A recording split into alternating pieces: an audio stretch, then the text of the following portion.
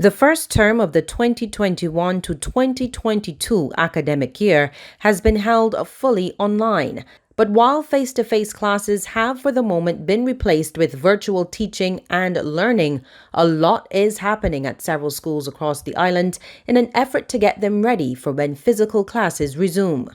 Something the education officials are hoping will be a reality by January 2022.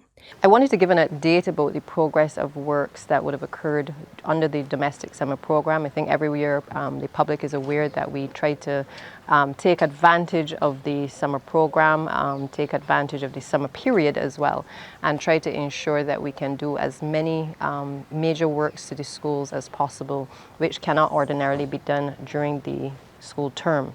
And so I would like to say that perhaps we've had some COVID positives in this respect, in that because of the extended period of time that our students have been out of school, we've had the opportunity to do a little bit more than ordinarily we would have been able to do in previous years. We have had 25 schools under the domestic summer program identified, and of those schools, we have about 4 schools that are still in the later stages of completion. In the last few months, we would have had some challenges in relation to Hurricane Elsa. Hurricane Elsa damaged over 60 schools across the educational system, and those schools obviously now require some minor works to be done to them, which are ongoing as well. We had some extensive damage at schools like Courage and Parry. There was some damage at the Princess Margaret Secondary School. And we also had some challenges with the roof structure in the staff room at the Harrison College School as well. That notwithstanding, those works, in particular Harrison College, will start shortly. The other 2 institutions, we are in the process of finalizing the tendering for that exercise to take place. And our anticipation is that we should be in a position to have those schools, if not completed in its entirety, because of the major types of works, that we will certainly have been able to start the process of the renovations at those schools for what I hope to be the start of a term in early January. Now, I say that amidst the background that obviously we've been in discussions with the Ministry of Health and Wellness. We have been talking about how do we get our children back into school. None of us across the ministries want to see students continuously out of school. And so we've been trying to make best efforts to get to a point where we can start the planning process for a start of school in January. Now, this is all dependent, as you could appreciate, on the rate of transmission in the country. It is also dependent on the level of vaccination across the country as well. And so we are continuing to appeal to Barbadians to just help us to help get our students in particular back into the school environment in short order. The Chief Education Officer, Dr. Ramona Archer Bradshaw, spoke about the importance of the New Horizons Academy being added to the list of secondary schools being offered to students. This is just one of the schools across Barbados that has received the attention of the Ministry of Education with regard to capital works and minor works. The New Horizons Academy has been earmarked to be a secondary school from January. There has been much discussion within the Ministry of Education with regard to the type of programming that we will have at this school. We understand also that there are schools across Barbados that exceed the capacity, and having this school as a secondary school will allow those schools to at least experience some relief when it comes to the number of students within the classroom. I'm sure that the teachers across the system, as well as the principals, will be happy to know that the government is looking into ensuring that we have spaces that will allow for the transfer of some of the students to allow for them to effectively cater to students' needs. Hello, I'm Dr. Ingrid Burrows, and I'm going to give you some tips on managing your hypertension. The first thing you should do is to decrease your salt intake. You should keep your salt intake to less than 1 gram a day. This is equivalent to about 1 teaspoon of salt every day.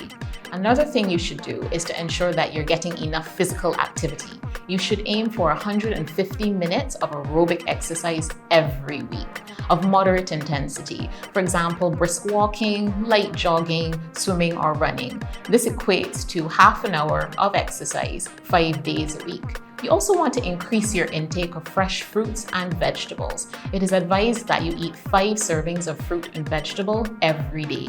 And the last thing you can do is monitor your blood pressure at home with a digital machine.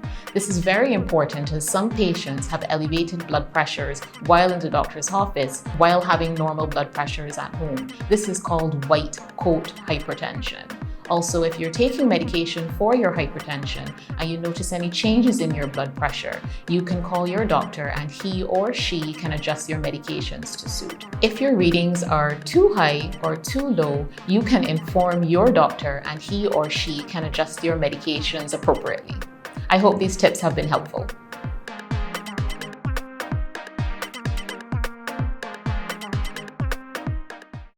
Let me begin preparations. It's hurricane season. Let me sit down and reason. Let me secure a nation. Know your shelters, Bajan. Help out one another, get vibration. Develop emergency community plans so that we could function. Remove outdoor objects. Make sure that you went to the ATM. Stock up with water. Make sure you clean the guttering lot. What about clean food? Make sure you got some stock up in your room. Make sure you prop up the paling and tie down the roof. Let me start to prepare real soon. Let me begin preparations. It's hurricane season. Let me sit down and reason. Let me secure a nation. Know your shelters, Bajan. Help out one another, get vibration. Develop emergency community plans so that we could function.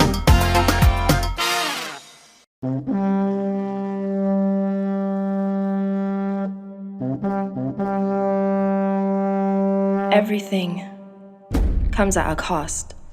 And these days, no one profits from the loss, like when a child is forced to trade school day socialization for screen time study, when a disease decides to disrupt our daily routine, and suddenly every one of us is coming undone, losing loved ones' lives and livelihoods, breath and breadwinners, families and festivals and freedoms. God, we feel like it's too much hassle to be human.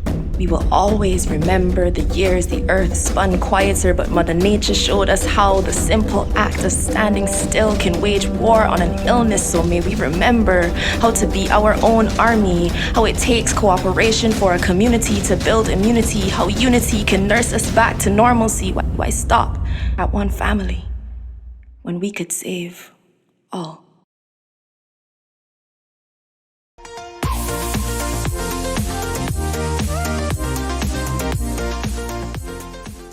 Now, I'm here at the New Horizon Academy, which I would have announced recently is one of the institutions that we have made a decision at the level of cabinet that we're going to transform into a secondary school. And this will now add an additional school into the number of options available to our students. It will also provide us with the opportunity to reduce the capacity at some of the other schools. And no doubt this will come as a welcome change for a number of teachers who have been complaining about the high number of children in the institutions and the difficulty in coping. There are plans on the horizon for additional schools to be added. I would have mentioned also last week that we have been granted the funds to start the Alma Paris project in St. Peter. That school, as you know, has been closed for many years, and we took a decision back in 2018 that we would make sure that this school was brought back within the educational landscape of the country. I'm pleased to say that next week, if all goes well, the work on that building will begin, and the expected timeline for the completion is about 4 months, but we will be able to certainly welcome a cohort of students, especially in the early phases of around, I believe, 50 to 90 students in the first instance, with an intention that we will be able to increase capacity when we actually are able to complete phase 2 of the project, which will happen in the next financial year as well.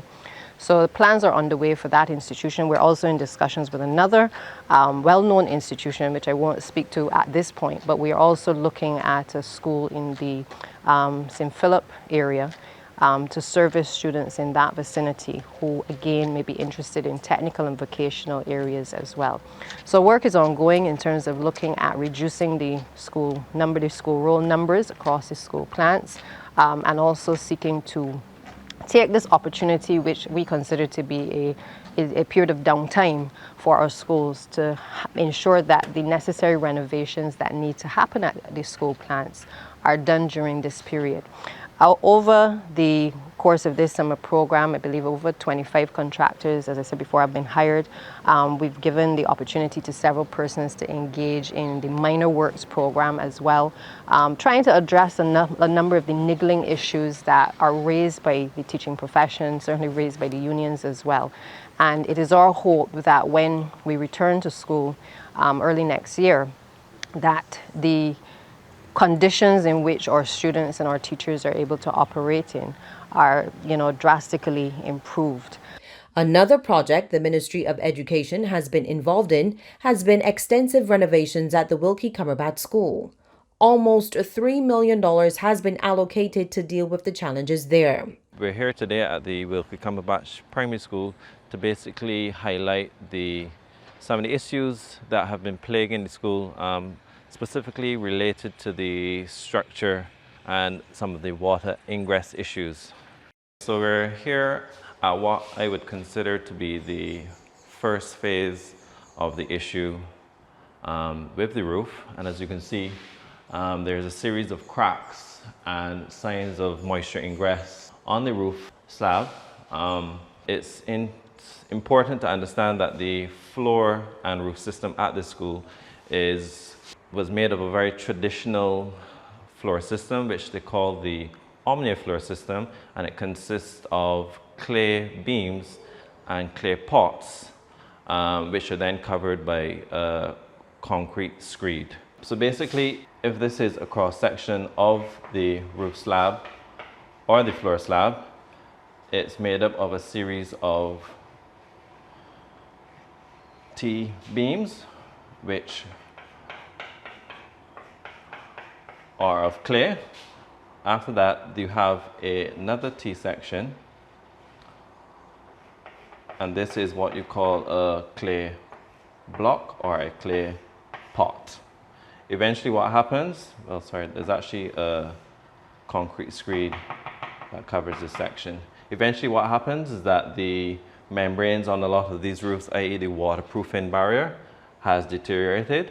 You'll get moisture coming into the slab, and basically you'll get a crack that starts to form along the bottom of these floors, and basically that is what falls out of place and is the immediate safety issue.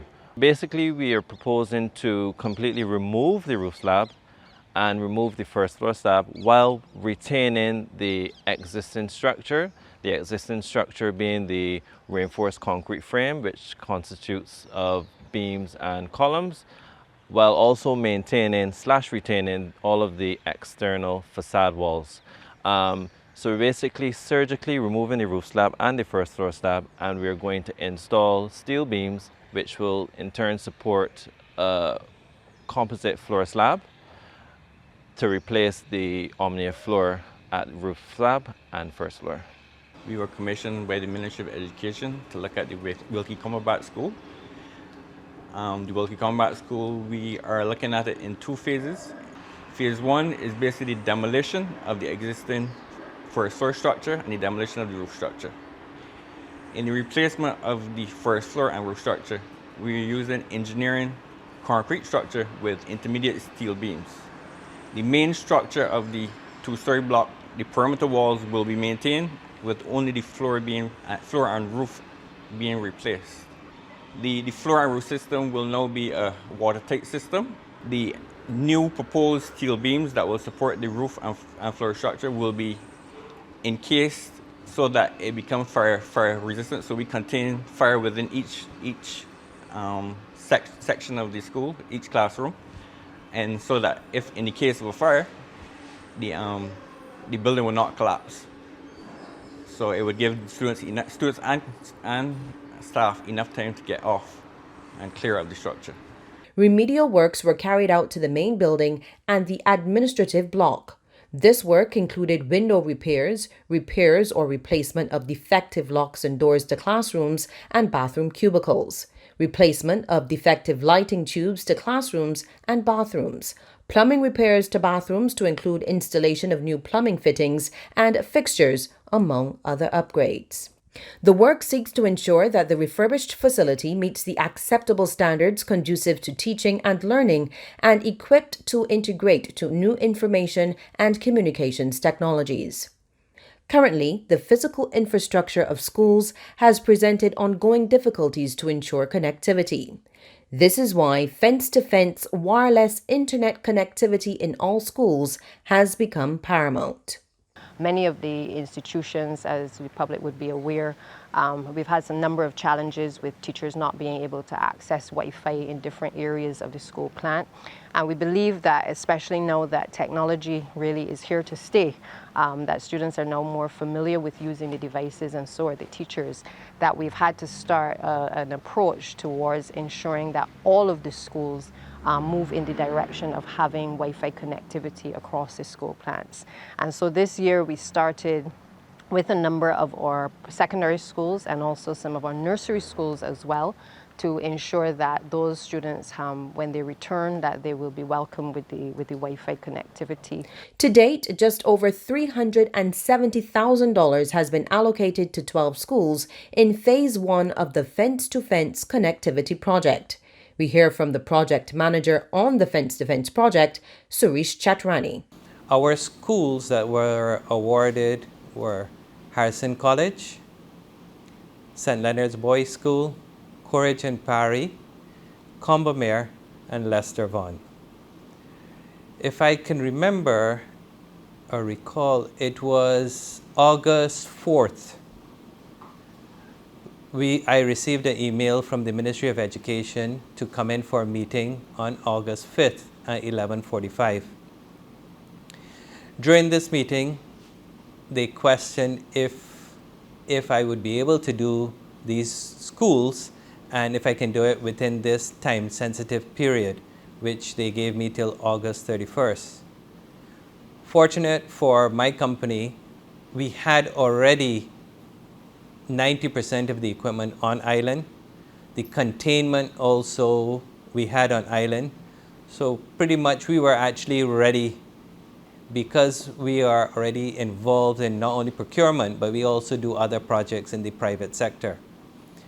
So based on that feedback given to the ministry on August 5th meeting, I received a call on August 6th that I can start with these 5 schools. As project manager for OSI, it's 5 schools to work on, and the deadline from August 6th, we were given August 31st. But we had a few issues at Harrison College that had to be dealt with by Tuesday of the following week. So we received this message on the Friday, and by Tuesday they were doing some preparation for online exams. What I had to do was organize a team to actually start on Friday evening into Saturday and Sunday to prepare the hall at Harrison College. And the hall was set up for about 100 students. So not only do we have to do the hall downstairs, but there were also 2 different layers to the hall. There's a front room and also a back room. So at Harrison College, we prepared the hall to be ready for exams for the trial by Sunday evening. So by Monday, just some tests were taking place, and then on Tuesday, the mock exam took place. So in this just short space of time, we started with the project because it was a time-sensitive project. Base of the whole project going forward, we were able then to complete not only the hall for Harrison College, but also some of their classrooms. So we had a deadline to handle 5 schools in pretty much 4 weeks. So I had to bring on about 2 to 3 teams to help to get this accomplished. Being project manager, that was quite a challenge because not only do we need the materials to be on island, so it's containment, we need the actual equipment, We need to make sure that we have also access to the schools, and access not only means during the 9 to 5 period, but also even off times, meaning after 5 o'clock. Because in some cases, the schools were still doing exams, the schools were still having people on premise, so we had to work around different schedules. And then with the with the secondary schools, what we found is that not all the rooms, the keys for the different rooms had to be acquired from sometimes teachers. So as a project manager, when you want to get something done, you have a lot of different factors to take into account. The other highlight of doing the project was when we were doing actually Lester Vaughan, because Lester Vaughan, we were at a stage where we were like about 50% complete, and then we receive a call on the Friday again stating that they want to make Lester Vaughan a isolation center for the Ministry of Health. Now Friday, we have 48 hours to get Lester Vaughan ready for isolation center. So I have from 50%, I have to get up to about 90% completed within 48 hours. Now that was a challenge. Started to again get my team together, because we were working on a Saturday, working on Sunday to get it done. And by 12 o'clock on the Sunday, we were told that we have 2 more hours to complete to get the job done. So we were actually given from 48 hours then to 36 hours. But the beautiful thing is, majority of the work was completed, and we were able to get it ready for the isolation center. A few little hiccups because we are rushing 1 week work in about 36 hours. But then by the evening time of Sunday, we were able to get those other issues resolved, because those were issues that were to do with the actual programming of the system. So even if we were not on site, we could have programmed the equipment off site, and we were able to get Lester Vaughan up and running by the deadline of 48 hours. Now with the 5 secondary schools, that we were doing, we actually completed 90% of the work within the deadline that was given. First, the deadline was August 31st. Then the deadline was extended to September 20th, but we were finished by the first week of September. So we actually came in on time, and 90% of the work has been completed on 4 of the schools. The 5th school now, which was Courage and Parry, was a little bit more complicated, because after the actual site visit, which took place in, if I'm not mistaken, I think April, we had the freak storm, then we had the hurricane, and as a result of the freak storm, some of the switches, which were the existing infrastructure that were already in place, some of those switches were hit by lightning, and it knocked out the school's connectivity. Then the hurricane also blew a few roofs off at the school, also hampering the project. So what happened in a case like that is, for Courage and Parry, we have to wait on repairs to be done at the school before that school could be completed. Otherwise, the time that I had by completing early would have been enough time to finish on time if Courage and Parry was also in play. Any other questions? I want you, St. Leonard's. Oh, you want me to talk about St. Leonard's? Okay. You would have touched on St. Leonard's. He would have touched on St. Leonard's. Is there anything you want him to speak on St. Leonard's? Okay. Because as project manager, St. Leonard's. But okay, I'm glad that you know, seriously, because this particular video doesn't only focus on St. Leonard's. Yeah. They actually focus on the other areas. Mm-hmm. So the fact that, because when I spoke to my director just now, basically, I could speak 1 minute then on Combamere, because that's the one school I didn't talk about, Combamere, which is the only one that, because he talked St. Leonard's, I talk Harrison College, CP, Lester Vaughan. Is Vaughan. Combomere now? Just 1 minute, I can do No, it. go ahead. Yeah? Stand by. We had 5 schools to complete. Now, in 2018, I received a call from the Secretary Treasurer of Combomere where their phone system was down. So this is sort of the precursor to how we got involved in dealing with defense or dealing with the secondary schools. What happened, they had also, because of most of the bad weather, lightning strikes, they had about 5 or 6 switches that were knocked out. So that knocked out the connectivity throughout the school. What that meant was the phones, which also work on the same switches, some were working in some areas of the school, but in the external areas of the school, there was no connectivity. So I was actually brought in to look at that scenario. Now, Combomere was done over 20 or 25 years ago. So a lot of the switches that were there, some were upgraded to later switches, but there was still some infrastructure that was there from since about 20 years. What we found was the fiber that was linking the different areas back to the main sort of the MSI room, which is the location where the ITC functions and where the heart of the operation is. The fiber was actually still good after 20 to 25 years. So what we did is that by testing the fiber, we realized that it was a single mode connection. We were able then to bring the switches and the new equipment to match that.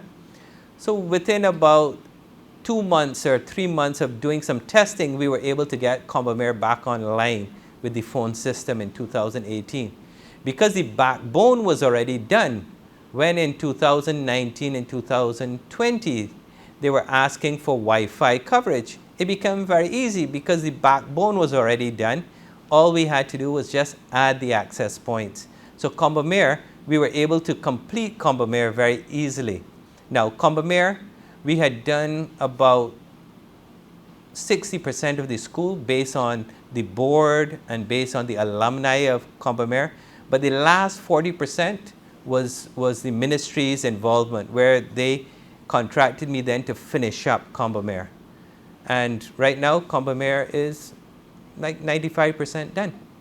Just the last 5%, which is for most of the schools, is just the final configuration, which is when the students come back in, and we then do the fine-tuning of the Wi-Fi solutions. 35 on 85 millimeters of mercury for uncomplicated hypertension. Lower home blood pressure targets might be advisable in persons who have the following conditions: diabetes, chronic renal disease, or coronary heart disease. If several readings are above 140 on 90 millimeters of mercury, make an appointment with your physician immediately. Ensure to take your readings at the same time every day.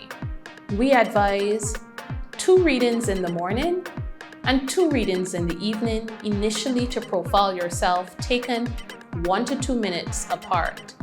However, once you have established a baseline, you can choose a time suitable to your schedule where you can monitor your blood pressure readings.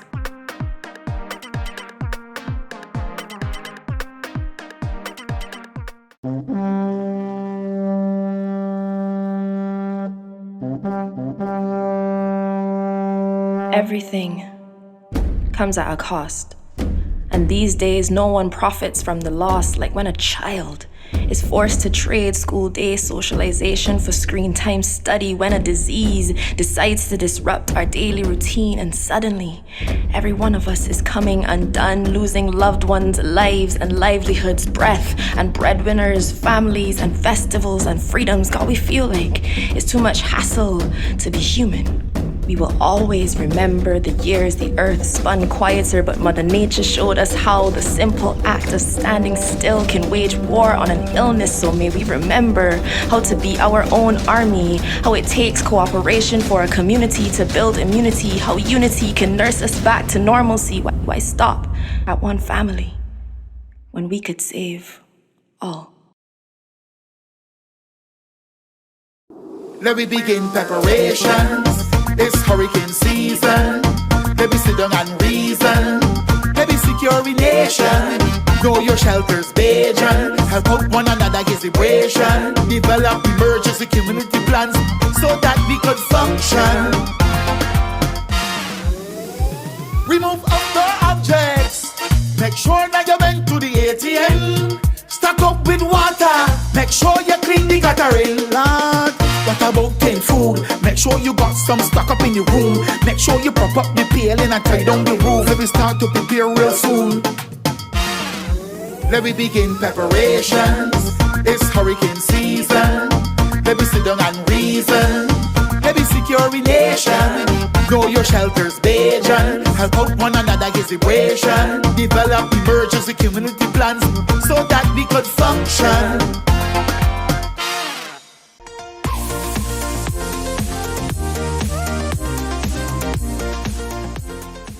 St. Leonard's Boys Secondary School is one of the institutions already benefiting from the Fence to Fence project. Gloria Green, the Information Technology Coordinator at the Richmond Gap St. Michael's School, spoke about how important the project is to them. As ITC, we have a very multifaceted role where we are responsible not only for network administration, but also personal training of staff. We are responsible for all the hardware and software on the compound and all the devices, etc. And at St. Leonard's here, we have a very aged network. This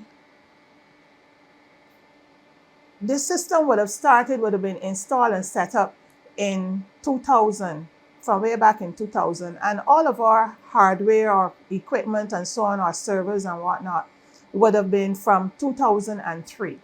So when we went into the wireless network, when we were supposed to start fence-to-fence connectivity, we would have found that we would have had a lot of challenges dealing with this new connection.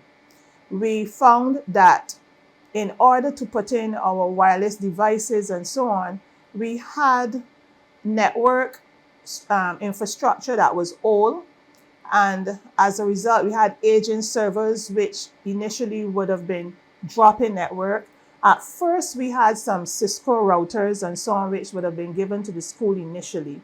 And those worked pretty well in the early 2000s. But then after we got VoIP telephone systems, we found that the demand on the network was extremely hard. And the technology that we had, the infrastructure that we had, could not handle that workload. So we found that we were having a lot of challenges with dropouts. People who, even on the wired network, you were finding that sometimes you were having systems just going down, losing internet connectivity. There was a lot of bottleneck.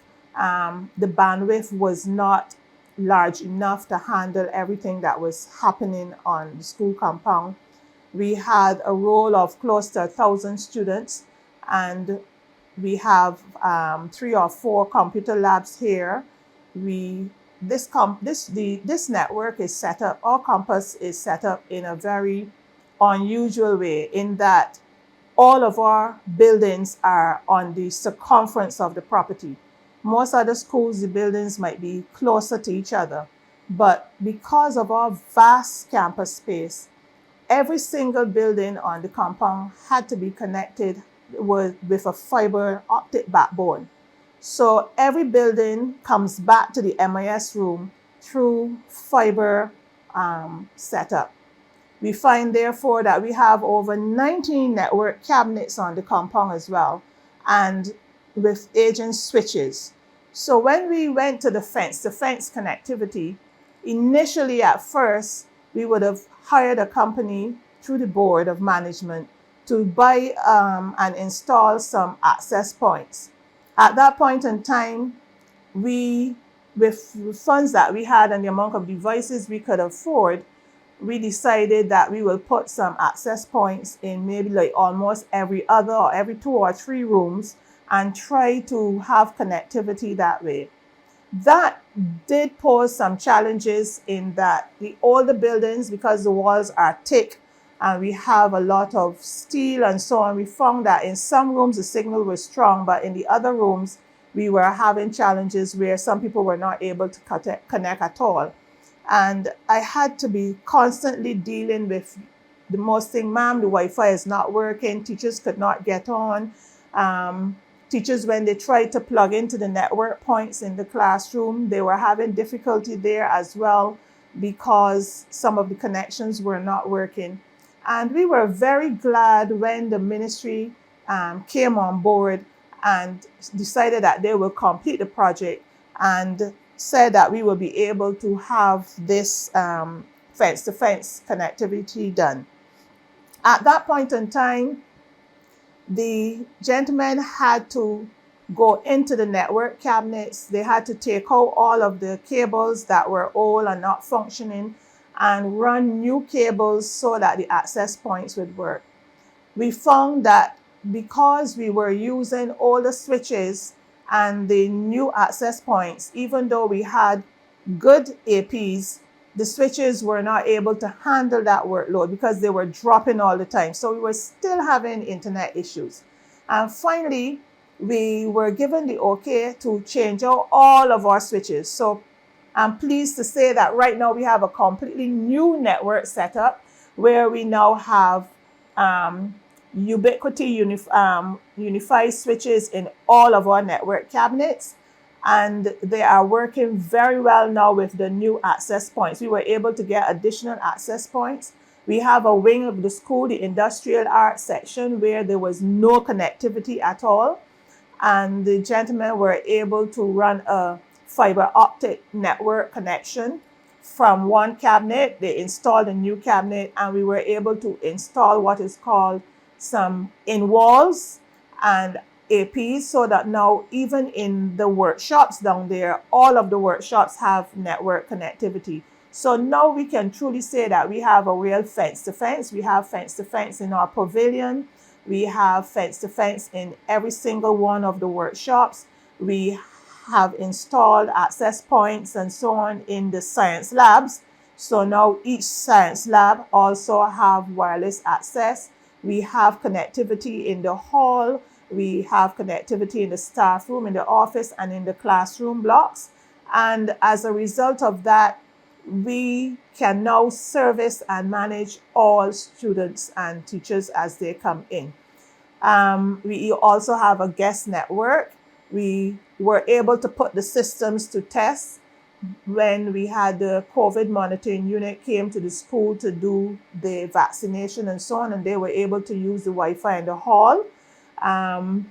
We have different rooms and so on. We also have the VoIP telephone system, and our systems are working very good. We found that Flow, they set up a WLAN and they isolated the telephone system, so that does not interfere with us. However, the Board of Management recently installed a surveillance system, and we now have to work on that because we find that the cameras are kind of hogging the bandwidth. So at St. Leonard's, the fence-to-fence Wi-Fi connectivity is working, and I'm very pleased about the system that we have now because I am able to troubleshoot, whereas before I would have to walk from one building to the other, cabinet to try and find the problem and to troubleshoot, etc.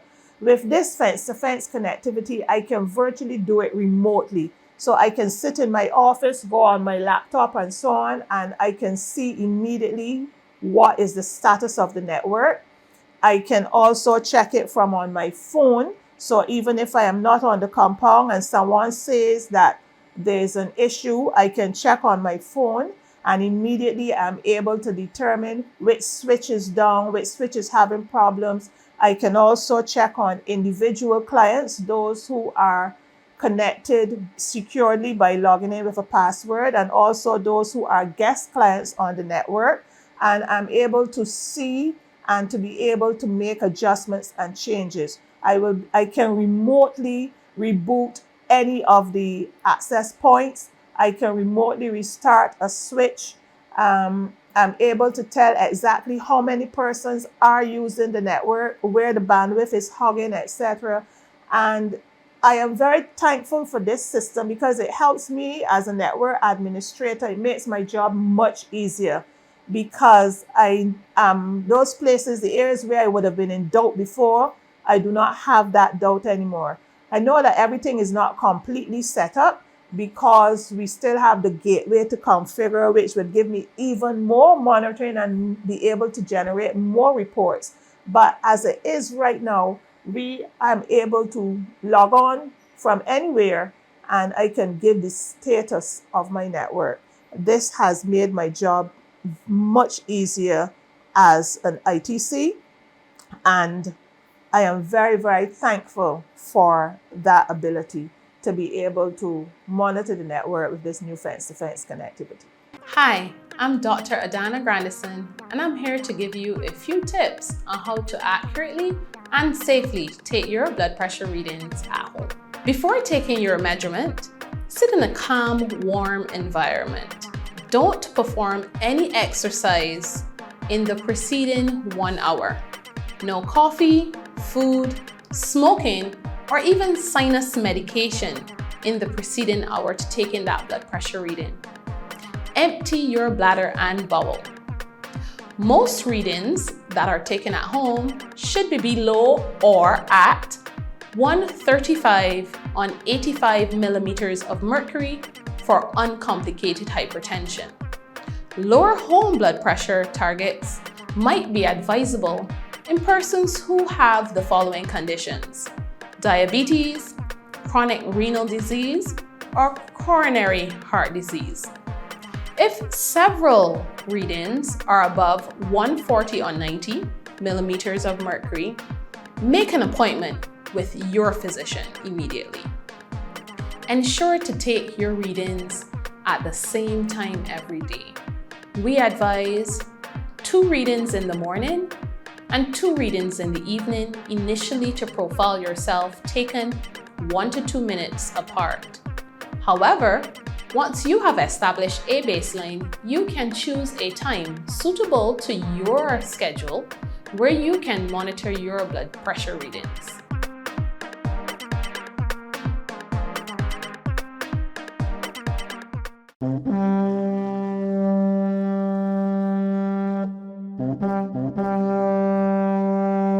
Everything comes at a cost. And these days, no one profits from the loss, like when a child is forced to trade school day socialization for screen time study, when a disease decides to disrupt our daily routine, and suddenly every one of us is coming undone, losing loved ones' lives and livelihoods, breath and breadwinners, families and festivals and freedoms. God, we feel like it's too much hassle to be human. We will always remember the years the earth spun quieter, but Mother Nature showed us how the simple act of standing still can wage war on an illness. So may we remember how to be our own army, how it takes cooperation for a community to build immunity, how unity can nurse us back to normalcy. Why stop at one family when we could save all? Let me begin preparations. It's hurricane season. Let me sit down and reason. Let me secure a nation. Know your shelters, Bajan. Help out one another against vibration. Develop emergency community plans so that we could function. Remove outdoor objects. Make sure that you went to the ATM. Stock up with water. Make sure you clean the guttering lot. What about canned food? Make sure you got some stock up in the room. Make sure you prop up the paling and tie down the roof. Let me start to prepare real soon. Let me begin preparations. It's hurricane season. Let me sit down and reason. Let me secure a nation. Know your shelters, Bajan. Help out one another against vibration. Develop emergency community plans so that we could function.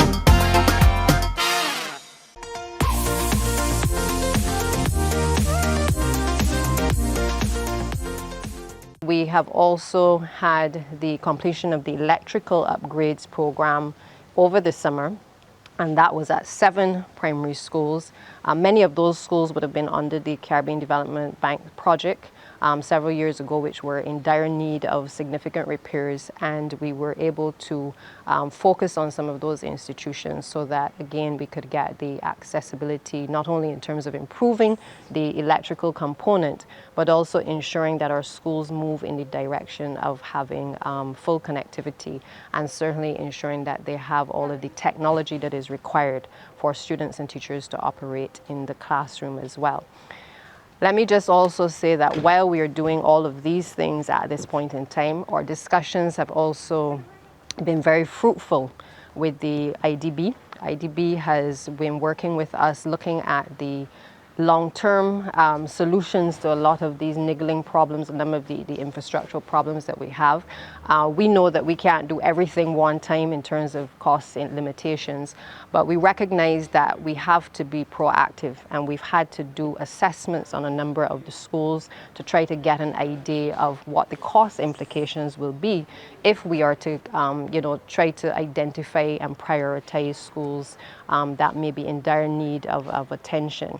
And so we've been able to work with them to engage a consultant to assist, a consultant team to be able to assist with over 10 schools again that were, I would probably have to say, were some of the worst on the island.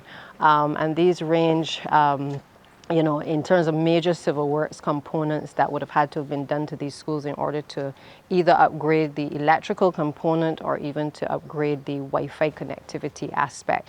And so the intention is then that we will also be securing loan financing as well thereafter to enable us, coming out of that audit, to identify and to prioritize the schools that will now have to be included in the next financial year. What is of interest, though, with this particular project with the IDB is that this will be the first time that we are actually able, at the end of these types of assessments, to have the costings for each of the schools identified. And that is a significant change in the way in which we have operated before as a ministry. And I felt that this is particularly necessary in a time where we have very limited resources, so we need to know what do we prioritize. We also need to know, when we are talking with the international agencies and we're seeking financing, what level of funding may we require from them, or what partner funding may be required. And so this will be certainly the first time that we're able to hit the ground running, and I believe that it will yield to the benefit of certainly the entire education sector. So a lot of these changes that are taking place, yes, with those children being in school, but they are necessary changes, and we've basically had to seize the opportunity that has been presented by COVID to really start the process of making this transformation across the school plans. They know the head of the technical unit will tell you that certainly over the last couple of years, we started to do, I think, up to 41 schools in 1 year. And that was unprecedented. Prior to that, there were only about 17 schools that were touched, and not necessarily in a significant expenditure. But what we have been doing is, in most cases, trying to spend up to at least $200,000 per school, while at the same time trying to make sure that we do the minor works, while at the same time also trying to make sure that we have major capital works projects as well. So in this the upcoming months, you will also see some changes to the George Lamming Primary School. The George Lamming Primary School, it was a recent building, but it has been plagued with a number of structural issues, mainly in relation to Spalding. And as a consequence, we have budgeted some funds to be able to take care of those issues as well. In addition to that, when we did our tour last year, we recognized that there was an area that on one of the classroom floors that was an open space, but which was not utilized by students or teachers because it was not enclosed. And what we have therefore budgeted for at the request of the school, but also at the request of the Ministry of Education's support team, is that we have looked at enclosing the classrooms with a view to providing another location for our special needs students as well. Because in all that we do, I think we recognize that coming out of this pandemic, our special needs students are perhaps going to be the category of students that are greatest affected by this pandemic. And therefore, we have to ensure that while we are preparing for all of the other children to return to school, that we pay particular attention to the needs of those students and ensure that we have the appropriate accommodation available to those students in the foreseeable future. So I just wanted to take this opportunity this morning to just highlight some of the major works that have been ongoing. This site in particular, I can say to you that the work here should be completed within the next few days from what the contractors indicated. The good thing is that this institution, I think once it is completed, should be able to house between 50 to 100 students here. It is not going to be a large secondary school, but we have already installed the interim director. Our intention is shortly to have the approval of cabinet for the board of management, since it will now be operating as a secondary school. But in addition to that, to make sure that we have the specialized teachers to be able to also support the staff here to ensure that the students are well catered to as they return to school after this pandemic. So I look forward to the start of term, hopefully, God willing, by early January. We are in preparations within the Ministry of Education as well as the Ministry of Health and Wellness in looking at the revisions to our manuals, looking at how we deal with COVID-19 cases going forward, where students may have contracted the virus. We are also in the process of installing the sanitizing stations in the classrooms as well.